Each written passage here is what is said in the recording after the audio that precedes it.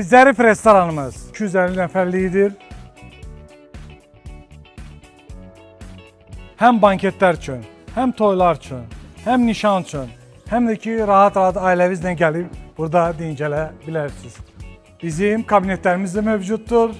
14 nəfərlik kabinetimiz, bizim fərqli 8 nəfərlik və təbii ki, 10 nəfərlik kabinetlərimiz də mövcuddur. Rahat-rahat ailənizlə gəlib burada dincələ bilərsiniz. Xoş gəlmisiniz Zərifə.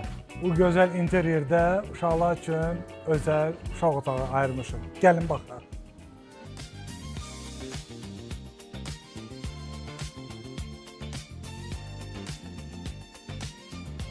Bura bizim şou mətbəximizdir.